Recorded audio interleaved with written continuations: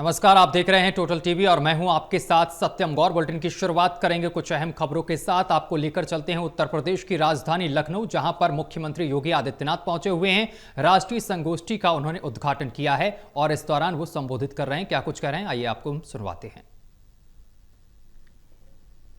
आज के इस समारोह में उपस्थित उत्तर प्रदेश में स्थित सभी कृषि विश्वविद्यालयों के सभी सम्मानित कुलपतिगण, कृषि अनुसंधान के क्षेत्र में कार्यरत संस्थानों के सभी निदेशक और अन्य वैज्ञानिकगण, विकसित कृषि के माध्यम से विकसित उत्तर प्रदेश की परिकल्पना को साकार करने में योगदान देने वाले सभी उपस्थित हमारे वैज्ञानिक और उपस्थित बहनों और भाइयों, मैं सबसे पहले उपकार को 35 वर्ष की शानदार यात्रा के लिए हृदय से बधाई देता हूं और आज के इस राष्ट्रीय संगोष्ठी के लिए उनका अभिनंदन भी करता हूं।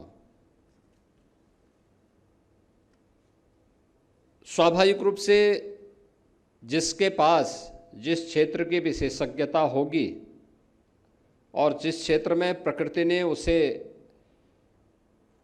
उसके अनुकूल बनाया होगा, उसके लिए उस क्षेत्र में आगे बढ़ना उतना ही आसान होता है।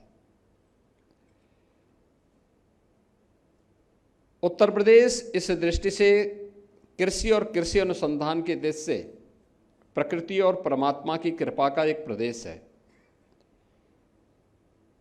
हमारे पास विस्तृत कृषि भूमि है, हमारे पास पर्याप्त जल संसाधन है, कृषि भूमि अत्यंत उर्वरा है और दुनिया के अंदर उत्तर प्रदेश एकमात्र ऐसा राज्य होगा जिसकी 86% से अधिक भूभाग सिंचित है।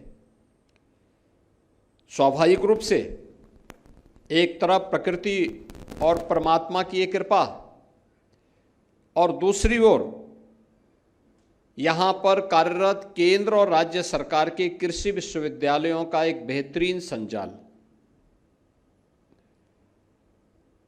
उत्तर प्रदेश सरकार स्वयं 4 कृषि विश्वविद्यालय पहले से संचालित कर रही है, 5वां कृषि विश्वविद्यालय भी स्थापित हो रहा है।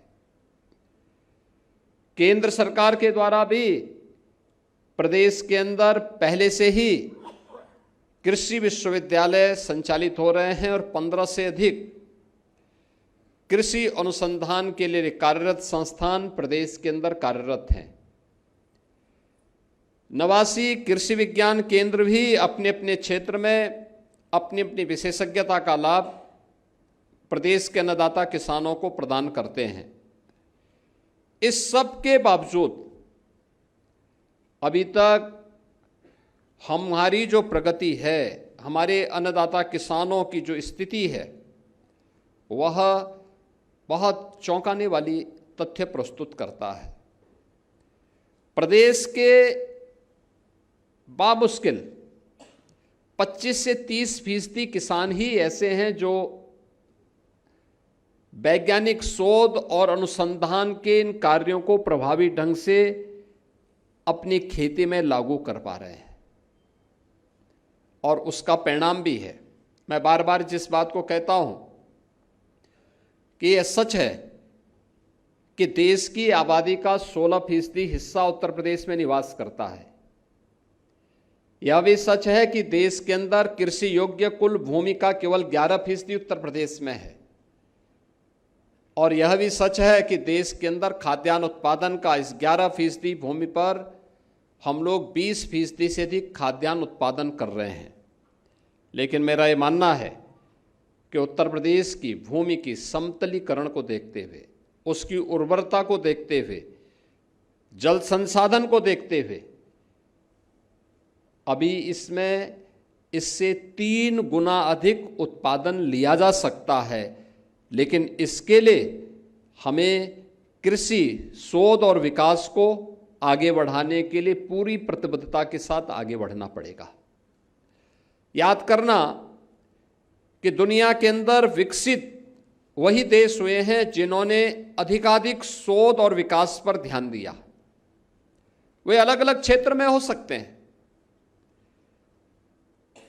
किसी ने स्पेस साइंस में किया होगा, किसी ने आईटी एंड इलेक्ट्रॉनिक्स के फील्ड में किया होगा, किसी ने एटॉमिक्स साइंस में आगे काम किया होगा। अलग अलग फील्ड में जिसने जहां पर उसको दिया वह उस क्षेत्र में आगे बढ़ा। और हमारा यह मानना है कि उत्तर प्रदेश के अंदर इस क्षेत्र में केवल देश का ही नहीं दुनिया का पेट भरने की सामर्थ्य है। कृषि, हॉर्टिकल्चर, वेजिटेबल के लिए हम बहुत कुछ कर सकते हैं, लेकिन अभी भी हम लोग यहाँ की जो हमारी क्लाइमेटिक जोन है उसके अनुरूप उस प्रकार के अनुसंधान को आगे बढ़ाने, प्रकृति के व पर्यावरण के अनुरूप उस प्रकार के शोध को आगे बढ़ाने के लिए हमारे स्तर पर जो प्रयास होने चाहिए उसमें और गति देने की आवश्यकता है। आपके द्वारा किए जाने वाले शोध और विकास के इन कार्यक्रमों की गति प्रदेश की भी और देश की भी प्रगति में एक निर्णायक भूमिका का निर्वहन कर सकता है। याद करना यह आवश्यक नहीं कि यूरोप के लिए